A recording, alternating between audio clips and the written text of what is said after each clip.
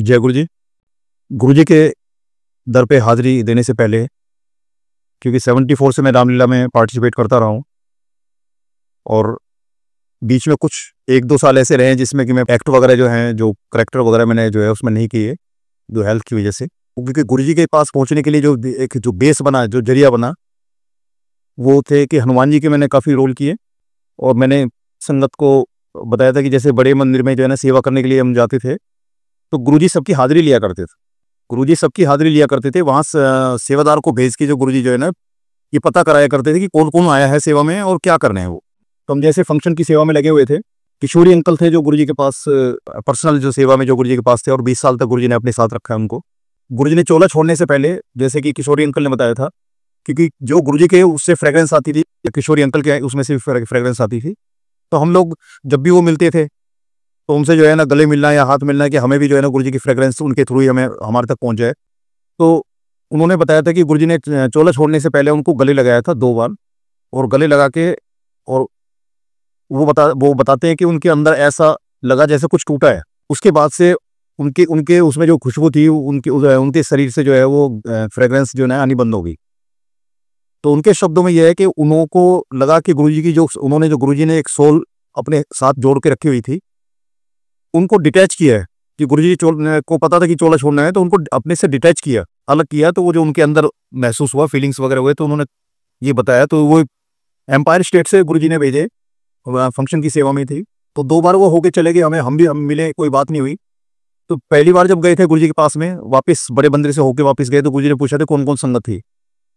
संगत का उन्होंने नाम बताया, और उसके साथ में ये भी बताया कि ये सेवा कर रहे हैं आज। दूसरी बार भी गए, दूसरी बार भेजे, फिर दूसरी बार गए तो उन्होंने पूछा कि कौन कौन थे। तो एक 3 बंदर जो थे, 3 बंदर के साथ में गुरु जी ने पहली बार भी बोला कि भाई हनुमान जी से मिले आप। वो अंकल ने जब मेरे से बात हुई, तीसरी बार जब आके मेरी मुलाकात हुई, तो उन्होंने बताया कि पहली बार गया था तो गुरु जी ने पूछा था कि 3 बंदर थे तो हनुमान जी से मिले, तो मेरी समझ में नहीं आया।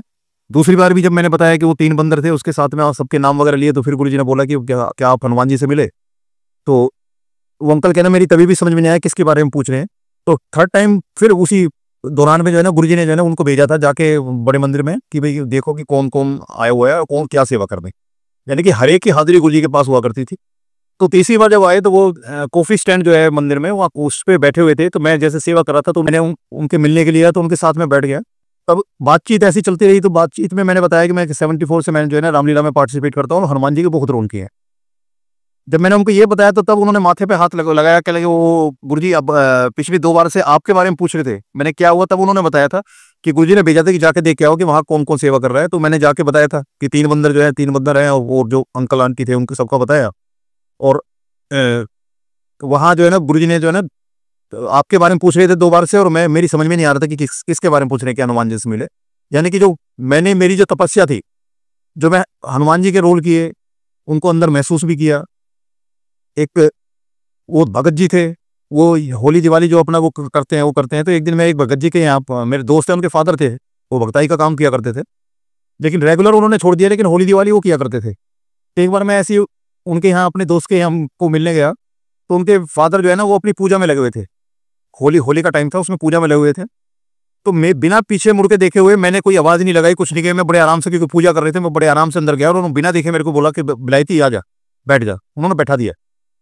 तो बैठा के वो मेरे को बोले कि बिलायती, हनुमान जी तेरे पे रजू हैं, तू इनको सिर ले ले। तो मैंने कहा मौसा जी, जब वो बिना कुछ करे धरे जो है रजू हैं, तो मैं लेके क्या करूं, क्योंकि मुझे पता था कि उसमें सिर पे लेना क्या होता है। तो उस वजह से मैं वहां से एकदम से खिसक लिया वहां से। मुझे पता था कि ये किसी बंदर में बांधने वाले हैं।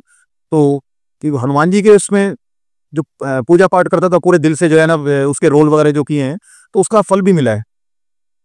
गुरु जी के यहाँ साक्षात गुरु जी की हजूरी में आने से पहले जो है ना, मेरे जो आदि देव थे जिनको मैं सबसे पहले मानता था, तो वो हनुमान जी थे, क्योंकि उनकी पूजा भी मैं करता था। उन्हीं के बारे में जो है ना सबसे पहले मैं ध्यान करता था। सुबह जो पूजा पाठ करना, तो सबसे पहले उनको ही मैं पूछता था। उसके बाद बाकी जो देवी देवता जो विद्यमान होते थे उनको मैं पूजा करता था। तो 95 में मैं ट्रांस एमना से सरकारी क्वार्टर में आया था। मैं शिफ्ट हुआ था 95 में, जून 95 में।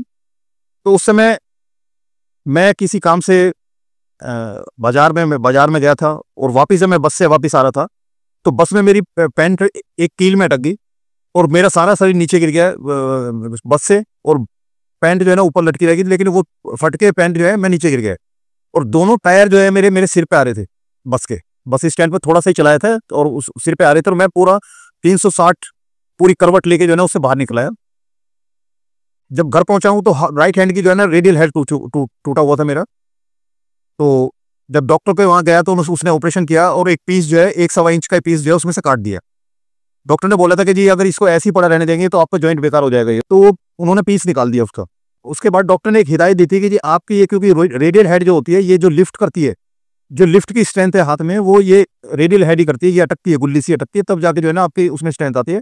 तो कह रहा है इस हाथ से आप वजन सीधा तो उठा सकते हो लटका के, लेकिन उसको लिफ्ट नहीं कर सकते, हाथ को मोड़ नहीं सकते उसके साथ में। मेरे को लगा कि भाई हाथ तो ये बेकार हो जाएगा, तो उस साल मैं रामलीला में पार्टिसिपेट नहीं कर पाया हाथ की वजह से।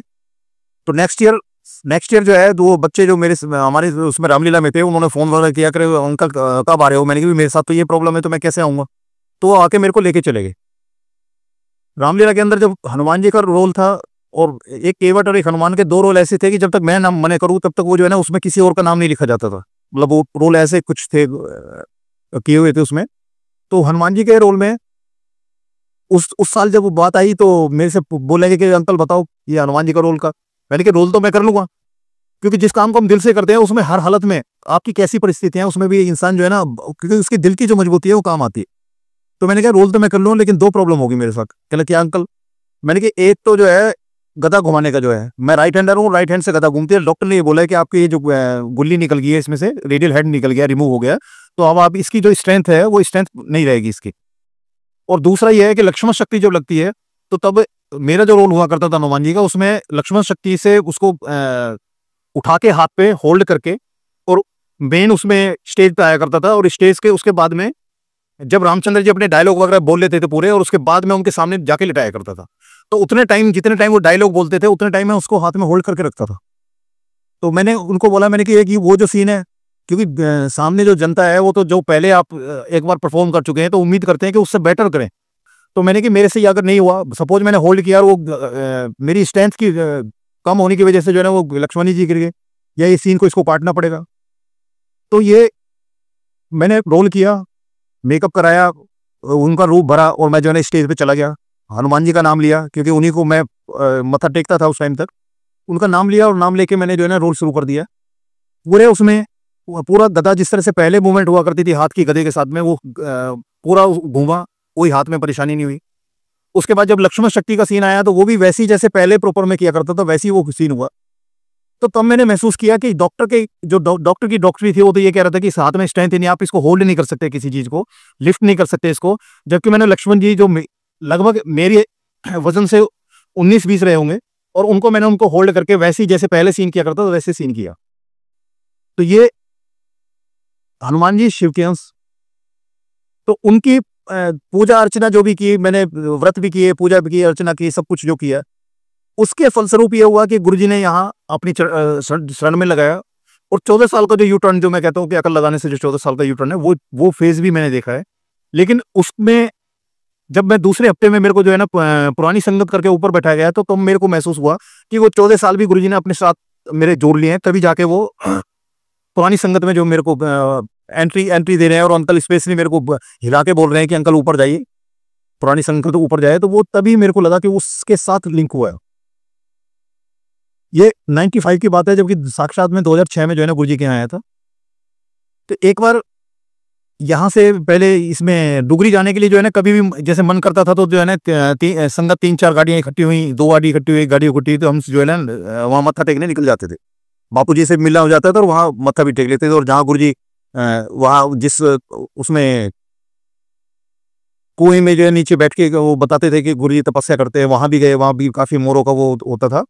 तो एक बार जो है 4 बसें यहाँ से बड़े मंदिर से चलने का प्रोग्राम किया उस डुगरी के लिए। तो 4 बसें थी, सुबह था कि 4 बजे वहां इकट्ठे होंगे, और बाकी अपने सारे जो जितने भी सबके व्हीकल्स हैं वो वहीं पार कर देंगे, और वहां से बसों से जाएंगे, और वापसी बस से आके चले जाएंगे। तो 4 बसों में से 3 बसें तो बिल्कुल नहीं थी, ब्रांड न्यू, जबकि बात हुई थी कि 4 बसें हमारे, चारों बसें जो है ना नहीं आएंगी। लेकिन जब जिस दिन आई तो 4 बसें बिल्कुल नहीं थी, और वो थी उसकी गेरू कलर की जो नई बसें थी, और एक वाइट बस थी।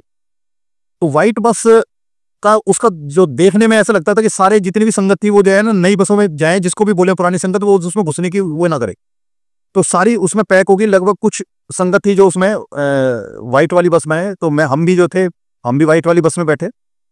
तो यहाँ से निकले हैं क्योंकि पहले ही किसी के मन नहीं चल रही थी वो बस। यहाँ से जैसे हम निकले हैं तो जीके से कुछ संगत उठाई, वहां से थोड़ा सा आगे आश्रम से आगे जैसे ही रिंग रोड पे जैसे आए हैं तो वो बस खराब हो गई, व्हाइट वाली बस जो है खराब हो गई। अब उस ड्राइवर से पूछा जी क्या हुआ, उसकी समझ में नहीं आया, सब कुछ चेक किया, उसको समझ में नहीं आया कि क्या हुआ है। उसने फिर उसको फोन किया, मालिक को फोन किया उसको, तो उसने बताया जी वो थोड़ा टाइम लग जाएगा, 1-1.5 घंटा 2 घंटे लग जाएंगे, आपको वेट करनी पड़ेगी। सब कहने लगे कोई चीज नहीं, वेट तो कर लेंगे, लेकिन अगर ये बस चल भी गई तो रास्ते में कहीं रुक जाएगी तो बड़ा मुश्किल हो जाएगा इस चीज का। तो उस बस को छोड़ने का ही था, तो वहां 2 घंटे 2.5 घंटे हमने लगाए, और उनकी वो बस जो है जहां से चक्कर मार के आई थी वो आई बस, फिर सारी सवारियां एडजस्ट हुई और फिर हम डुगरी के लिए निकल गए। तो जब हम डुगरी पहुंचे हैं वहां जाके जो है जो नॉर्मल टाइम था, हम 5 बजे अगर यहाँ से चलते, जितने नॉर्मल टाइम में हम वहां चलते उतने टाइम में हम पहुंचे, लेकिन हमने इतना ज्यादा नोटिस नहीं किया। जब हम वापस वहां से निकले हैं तो एक अंकल थे वहां संगत में, तो वो अंकल कहने लगे अंकल एक चीज समझ में नहीं आ रही। मैंने कहा क्या? कह रहे अंकल हम यहाँ से इतने बजे निकले थे बड़े मंदिर से, और बड़े मंदिर से निकलने के बाद वहां 2-2.5 घंटे वहां वेट किया, और 2x2 जो है गाड़ी थी, और AC हमने बंद नहीं कराया, और उसने भगाई भी नहीं गाड़ी एक्स्ट्रा। लेकिन जब टाइमिंग है जितने बजे हम नॉर्मली 5 बजे निकल के पहुंचना था, पहुंचे हम उतने ही बजे हैं, तो जब गाड़ी नहीं भगी एक्स्ट्रा, उसने गाड़ी नहीं भगाई है उसने, और सब नॉर्मल हिसाब से चला है, तो ये मुझे ये लग रहा है कि ये रास्ता कम हो गया या घंटों का टाइम बढ़ा दिया गुरुजी ने। तो तब वो महसूस किया, जो हम बात करने लगे, हमने कहा हाँ वाकई में बात तो यही है कि हम यहाँ से निकले हैं जिस हिसाब से 2-2.5 घंटे जो हमारे दिल्ली में खराब हुए हैं उस बस को चेंज करने में, तो वो टाइम पीरियड जो है वो बीच में से कैसे मेकअप हो गया बिना एक्स्ट्रा एफर्ट्स के। ना ड्राइवर ने गाड़ी भगाई है, ना उसने AC बंद होने दिया है, गर्मियों के दिन थे, तो वो सारा था कि तब लगा कि गुरुजी कैसे जो उनके हिसाब से जब चलते हैं तो सारा हिसाब किताब जो सेटिंग है वो गुरुजी अपने हाथ में रखते हैं। ऐसे बड़े मंदिर में फंक्शन का वो टाइम था, फंक्शन की सेवा थी, तो पहली बार गुरुजी ने नए साल पे जो है गुरुजी ने संगत के बच्चों को जो है वो डांस के लिए किया था। तो वो डांस प्रिपेयर कर रहे थे, डांस के एक गाने पे डांस प्रिपेयर कर रहे थे, तो वहीं बड़े मंदिर में ही नीचे जो लंगर हॉल है उसी में वो रिहर्सल किया करते थे। तो वहां रिहर्सल होती थी, तो उनका था कि लंगर से पहले उनके वो स्टेप नहीं मिलते थे, और लंगर करने के बाद में जितनी बार भी करें वो सारे स्टेप मिलते थे उनके। तो उनको ये बिल्कुल क्लियर हो गया कि ये गुरुजी की कृपा है कि जब तक लंगर गुरुजी नहीं कराते हैं तब तक तो है ना किसी के स्टेप नहीं मिलते। वो कोशिश करके देख ली, लेकिन जैसे लंगर हो जाता है तब सबके परफेक्ट जो है स्टेप मिलने लग जाते हैं। तो उसमें उसकी जो ड्रेस थी, ड्रेस की बात आई कि ड्रेस भी होनी चाहिए, कोई एक सब एक तरह की दिखाई देने चाहिए, अलग अलग उसमें नहीं। जब गाने का था, पंजाबी गाना था, तो ड्रेस के लिए आए, तो जो गुरुजी के 3 बंदर थे उसमें से मनोज अंकल जो है वो में पार्टिसिपेट कर रहे थे। तो सुगंधा आंटी थी, हितेश जेठरा अंकल थे, और काफी बच्चे थे जो उसमें शामिल थे। तो मैं क्योंकि मनोज अंकल के थ्रू था, तो इसलिए मेरा भी उनके साथ ही था। मैं जब भी वो रिहर्सल करते थे मैं वहीं रहा करता था उनके साथ में, मतलब मैं दर्शक था देखने वाला कि भाई वो कर रहे हैं तो मैं देखता रहूं। तो वहां उन ड्रेस के लिए चांदनी चौक में कपड़ा लेने के लिए जाना था। तो चेतन अंकल थे, उनकी एक गाड़ी थी, नाम तो मेरे को नहीं आइडिया उसका, तो उन्होंने वो गाड़ी दे दी ड्राइवर को। तो जो 3 बंदरों में से एक बंदर था जो चला नहीं जानता था, नोदी अंकल जो है वो ड्राइव करके लेके गया। मनोज और मैं साथ बैठे, हम चांदनी चौक गए, कपड़ा पसंद किया कि जिस ड्रेस बनानी है सबकी, जिस तरह से ड्रेस मेकअप करनी है वो कपड़ा इकट्ठा किया। और फिर अब ये था कि इतना शॉर्ट टाइम में, टाइम कम था, तो इसमें इतनी जल्दी वो ड्रेसें बनेगी कैसे। तो ट्रांस यमुना में ये जो है यमुना विहार गोंडा मौजपुर की तरफ जो है जो मेरा घर है, वहाँ इसका स्टिचिंग वगैरह का काम करते थे। तो उनके पास हम गए गाड़ी लेके, और वहां जाकर उनको बताया, साइज वगैरह दिया, और उनको कपड़ा वगैरह देके, और हम वापस बड़े मंदिर आ गए। जब हम बड़े मंदिर पहुंचे हैं तो बड़े मंदिर में वो चेतन अंकल को वो गाड़ी उनकी जो चाबी थी उनको हैंड ओवर करी, और वो लेके, और उसको जब पार करके वो वापस आए तो मेरे से आके लड़ने लगे कि अंकल मैं आपसे बड़ा नाराज हूँ। मैंने कहा क्या हुआ? कह रहा आपने जो है ना गाड़ी में पेट्रोल क्यों डलवाया? मैं कह अंकल पेट्रोल तो नहीं डलवाया हमने। पर हाँ एक चीज मैंने नोटिस की है, मैं ड्राइवर की साथ वाली सीट पे बैठा था, तो जब मैं यहाँ से चले थे हम, तो मेरी नजर उस पर गई थी जो आपकी पेट्रोल की जो है सुई है।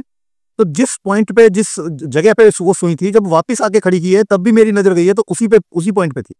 तो मैंने कहा मुझे गाड़ी के बारे में आइडिया नहीं है कि उसकी कितनी वो होती है, माइलेज कितना होता है। मैं स्कूटर चलाना जानता हूँ, स्कूटर का तो मुझे पता आइडिया है, लेकिन इसका आइडिया नहीं पता। तो लेकिन ये चीज मैंने नोटिस की है तो ये कि गुरुजी की जो हजूरी में हाजिरी में जो गाड़ी चली है, तो करीब वो 70 से 80 किलोमीटर चली है आने जाने में। बड़े मंदिर से चांदनी चौक से ट्रांस यमुना, वहां से फिर वापस, तो करीब एक तरफ का 35 किलोमीटर पड़ता है, तो वो 70 से 80 किलोमीटर चली है। जबकि वो सुई जहां से लेके गई थी वहीं सुई खड़ी हुई थी। यानी कि एक बूंद भी पेट्रोल की अंकल की खर्च नहीं, वो गुरुजी की जो उसके लिए लेके गए थे। जब मेरा एक्सीडेंट हुआ था और लेफ्ट पाँव में जो है मेरी चोट लगी थी, नी के नीचे की जो एक हड्डी अभी आज भी वो टूटा हुआ पीस पड़ा हुआ है। तो उस दौरान में क्या था कि मैं मंदिर जा नहीं पाता था। जब रेगुलर जाने वाला मंदिर और मंदिर जाना मेरा जो है ना मुश्किल हो गया, क्योंकि उस साल में पूरा थाई तक जो है ना, मेरा नीचे से लेके थाई तक मेरा जो है वो प्लास्टर लगा हुआ था, तो मैं जा ही नहीं सकता था वैसे। तो अंकल जो है मेरा हाल चाल पूछने के लिए, एक अंकल ने फोन किया कि अंकल कैसी तबीयत है? मैंने कहा तबीयत तो ठीक है। कहने लगा अच्छा मैं जो है ना आपको जो है ना मंदिर लेके जाऊंगा, मत्था टिका के लाऊंगा। और आंटी को बताया मैंने कि ऐसे वो अंकल है, वो लेने आ रहे हैं मेरे को, और मैंने मंदिर जाना, बड़े मंदिर जाना। वो टाइम हो गया, शाम होगी, रात होगी, लेकिन वो अंकल आए नहीं, ना उनका कोई फोन आया, मैंने भी उनको फोन नहीं किया। मैंने कि वायदा उन्होंने किया है कि मुझे लेके जाएंगे, तो मैं उनको क्या फोन करूं, जब वो उनको होगा, हो सकता है लेट जा रहे हूँ, जल्दी जा रहे हूँ, क्या पता। अगले दिन उनका फोन आया, कह लगे अंकल, मैंने कि मैं तो आपकी वेट करता रहा। फिर अंकल आपको लेने का क्या था जी, मेरे भी जो है जाने के लाले पड़ गए, मैं ही नहीं जा पाया। बात होगी, एक हफ्ता डेढ़ हफ्ता बीता था, फिर एक अंकल का हाल चाल पूछने के लिए आया फोन। फिर उन्होंने भी एक कमिटमेंट कर लिया कि अंकल मैं लेके आऊँ, गाड़ी लेके आऊंगा और आपको बैठा के जो है ना मंदिर मत्था टिका के ले आऊंगा। उस बार भी मैं बड़े हौसले से, क्योंकि जब हम डेली वहां जाते थे, गुरुजी के यहाँ जाते थे, एक दिन भी बीच में मिस नहीं होता था। तो इतने दिन जो घर में बैठा दिया गुरुजी ने, तो वो बड़ा बहुत लगता था अंदर से कि कैसे ये ठीक हो और मैं निकलूँ, घर से निकलूँ। तो जैसे ही उनका मैसेज हुआ, फिर उस दिन भी 3-4 बजे मैं तैयार होकर एकदम बैठ गया कि अंकल आएंगे और उनको वेट नहीं करनी पड़े और मैं उनके साथ निकल जाऊं। उस दिन वो अंकल भी नहीं आ पाए। अगले दिन उनसे फोन पे बात हुई, उन्होंने भी यही चक्कर में फंस गया कि मेरे याद ही नहीं रहा कि आपको मेरे को लेके जाना है। तीसरी बार उसी वीक के उस एंड में जो है ना, एक अंकल का फिर मेरे को हालचाल पूछने के लिए फोन आया। तो अंकल वो कहने लगे, कल अंकल जो है अच्छा कल जो है ना आप तैयार रहना और मैं आपको लेके जो है ना मंदिर जाऊंगा। तो मैंने उनको मना कर दिया। मैंने कहा अंकल पहले 2 बार हो चुका है, और ये हो सकता है कि हम अपनी तरफ से, हमारी इच्छा है कि हम डेली जाएं, लेकिन हमारे लिए कोई ऐसी चीज बीच में रख छोड़ी है गुरुजी ने, जिससे कि अब वो हमें वहां मंदिर के आने जाने में कहीं ना कहीं कोई दिक्कत है हमारे लिए, और हम मानने वाले नहीं है। तो गुरुजी कुछ ऐसा भी करके जो है ना बैठा देते हैं, जो मैंने अपनी लाइफ में महसूस किया है गुरुजी के यहाँ हाजिरी देने के बाद में, कि जब हम अपनी जिद के हिसाब से हम कुछ ऐसा काम करने की कोशिश करते हैं, गुरुजी नहीं चाहते, और हम अपने मन की उसको एक मन में ठान लिया और उसको करने लगते हैं, तो गुरुजी कुछ ऐसा भी करके उसको बैठा देते हैं। तो मैंने तीसरी बार अंकल को मैंने मना कर दिया।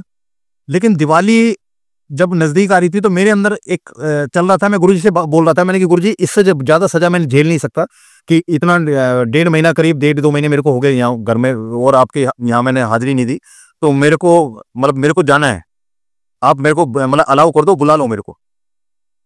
तो दिवाली पे ऐसा कोई था नहीं, मैं तो 2 व्हीलर था, 2 व्हीलर उसमें चलने की कोई ऐसी बात ही नहीं थी। लेकिन उस बार क्या हुआ कि दिवाली पे हम जो है ना, दिवाली या होली पे मंदिर के पास जाते हैं, सारे जो भी दिल्ली में अवेलेबल होते हैं भाई या उनकी फैमिली वगैरह, वो सब उनके यहाँ जाते हैं त्योहार मनाने।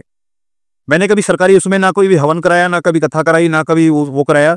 सिर्फ क्योंकि घर वो था, वो सरकारी क्वार्टर था, उसमें कभी ये मान के नहीं चले कि हमारा घर हो सकता है। हम घर उसी को मानते थे जहाँ मदर फादर रहते थे। तो मैं उस साल में जा नहीं पाया जमुना पार में। तो मेरे छोटे भाई हैं, उनकी वाइफ जो है वो कहने लगे कि भाई साहब तो इस बार आएंगे नहीं, और भाई साहब नहीं आएंगे तो भाभी भी नहीं आएंगी, बच्चे भी नहीं आएंगे। तो हम एक काम करते हैं कि पहले उनके यहीं जाके जो है ना दिवाली पूज लेते हैं, और फिर घर आके जो है ना फिर अम्मा के साथ जो है ना फिर सब इकट्ठे यहाँ दिवाली पूज लेंगे। भाई एग्री हो गया। उसने अपने साले को लिया, गाड़ी ली उसने, एल्टो थी उसके पास 800 वाली गाड़ी लेके। वो 5 लोग आए, उसका साला, मेरा भाई, उसकी वाइफ और 2 बच्चे उनके, 2 लड़के थे उनके, वो 5 आ गए यहाँ। जैसे वो आए तो मैंने बिना भाई से पूछे मैंने एकदम कहा, मैंने कहा जो पूजना पाजना तो पूज लो, और मैंने तो जो है ना बड़े मंदिर जाना है गुरुजी के यहाँ, क्योंकि दिवाली पे वहाँ बड़ा अच्छा सजावट और बड़ा वो होता है, बड़ा मन लगता है। और जब से 2006 से जो है ये करवा चौथ और ये दिवाली वगैरह जो भी है सब वहीं जाते हैं, वहाँ जाएंगे तो बनती है।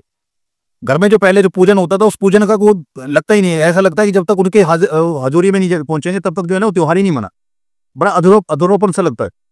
तो मैंने बोल दिया, मैंने कहा फटाफट जो करना है कर लो, लेकिन मैंने मंदिर जाना है।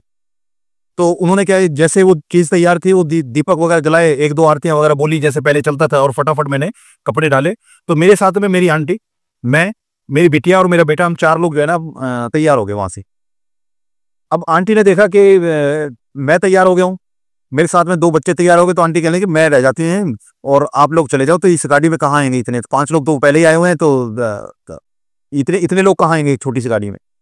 तो मैंने उनको बोला, मैंने कहा ऐसा है कि जितने तैयार हो गए सारे नीचे उतर के जाएँगे, और आप जो है वहाँ जाके, और नीचे जो अंदर चला जाएगा वो चला जाएगा, जिसको गुरुजी ने बुलाना है वो उसमें चला जाएगा बैठ के।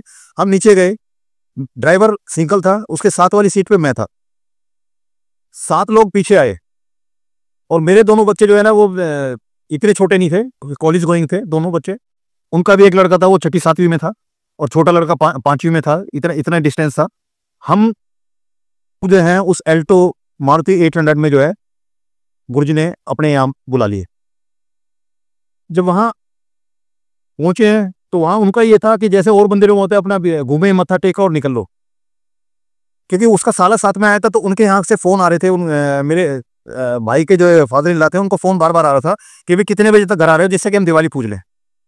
मैंने उनको फोन भी कर दिया, मैंने कहा मौसा जी ये जो है ना यहाँ मंदिर में आया हुआ है, और यहाँ ये 9 बजे गुरुजी की आरती होगी, उसके बाद जो है ना यहाँ से ये निकलेंगे। तो मेरे से उन्होंने बोल दिया कि जी ठीक है, कोई बात नहीं है, वो वहाँ पूज रही है दिवाली, यहाँ पूज रही है, कोई बात नहीं है, तो हम कर लेते हैं।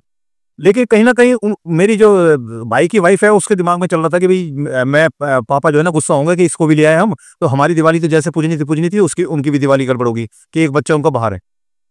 तो वो मेरे से कहने लगे जी भाई साहब, हम ऐसा है कि वो पापा इंतज़ार कर रहे हैं, तो हम जो है ना हम निकलते हैं। तो मैं उनको बोला, मैंने कि 9 बजे आरती होनी है, तो 9 बजे आरती लेके, गुरुजी की आरती लेके उसके बाद चले जाना है। कह रहे नहीं वो पापा बार-बार फ़ोन कर रहे हैं, और तो ये हम निकल लेते हैं। जब उन्होंने ज़्यादा वो किया तो मैंने कहा, भाई ठीक है, अगर आप नहीं मानते तो अंदर जाके जो है ना आप मत्था टेको, गुरुजी से आज्ञा लो और चले जाओ। जब वो जाने के लिए ले गए, फाइनली जाने के लिए, आगे लेने के लिए जाने लगे बड़े हॉल में, तो देखा कि उनका छोटा बेटा जो है, भाई का छोटा बेटा जो है ना, वो नहीं है उनके साथ में। अब वो आस-पास देखा, कहीं भी नहीं था। अब ये था कि वो बेटा मिले तो वो गुरुजी को और आज्ञा लेके तब जाएँ। लेकिन वो बेटा जो है ना हाथ ना आए। फाइनली वो मिला, वो जो 9 बजे का टाइम हो गया, उनका जल्दी करते घूम उसको ढूँढते वो 9 ही बज गए करीब। तो 9 बजे उसने वो मिला जैसे ही, तो वो अंदर गए मत्था टेकने, और जैसे ही वो मत्था टेक के उठे हैं, वैसे ही जो है ना आरती की वो शुरू हो गई। तो पहले जो है ना गुरुजी की आरती के लिए वो पर्चियाँ डला करती थी संगत की कि भाई जिसका कौन-कौन होगा संगत, क्योंकि सारी संगत तो एक साथ ही थी, इतना उसमें आरती कर नहीं सकती। तो वो ये चलता था कि हाँ, गुरुजी की आरती के लिए वो कुछ संगत की पर्चियाँ डाल देते थे कि उनमें से जिन-जिन की पर्चियाँ निकल जाएगी, उनको जो है ना आरती गुरुजी की करने का मौका मिलेगा। तो उसमें मेरा भाई और उनकी वाइफ या बच्चे, वो तो कोई उसमें शामिल थे नहीं, ना उनकी पर्ची डली ना कुछ। लेकिन जैसे ही उन्होंने आगे लेके जब गुरुजी को मत्था टेका आज्ञा लेने के लिए, और जैसे ही खड़े हुए, आरती शुरू हो गई, और पीछे से सारी जो संगत इकट्ठी हो गई, और वो बाहर ना निकल के वहीं आरती वालों के साथ में खड़े हो गए, और वो आरती की थाली जो है वो आंटी जो मेरी भाई की वाइफ हैं, उनके हाथ में आ गई। तो वॉक करने के बाद में फिर वो घर निकल गए। तो उन्होंने नीचे उतर के मेरे को बताया था कि भाई साहब, मेरा काफ़ी दिनों से मन था कि मैं जो है ना गुरुजी के यहाँ जाऊँ, और ये मैं जब अपने इनसे, तुम्हारे भाई साहब से बात करती थी, तो ये कहते थे कि भाई मेरे को तो कोई है नहीं मंदिर का, भाई तेरी मर्जी है तो जा, भाई साहब के साथ चली जा। पर मेरी एक विश थी कि जब भी मैं गुरुजी आपके यहाँ आऊँ, तो मेरे हस्बैंड जो है ना मेरे साथ हो। तो दिवाली का ऐसा मौका बनाया उन्होंने कि उसके हस्बैंड भी साथ थे। उन्होंने काफ़ी कोशिश की वहाँ से निकलने के लिए, लेकिन वो 9 बजे जो मेरे वो था कि आरती, गुरुजी की आरती लेके वो निकले। गुरुजी की आरती हुई, गुरुजी की आरती की थाली जो है ना उनके हाथ में आई, तो वो जो एक उनकी दिली एक ख्वाहिश थी, वो सारी जो है उसमें पूरी हो गई। हमारे मुँह से जो भी शब्द निकलते हैं, वो भी प्रूव हो जाते हैं। इसलिए वो कहते हैं कि सोच में भी कई चीज़ है कि हमारे सोचते ही वो चीज़ पूरी हो जाएगी, तो गुरुजी तो पूरी कर देंगे हमारी सोच में।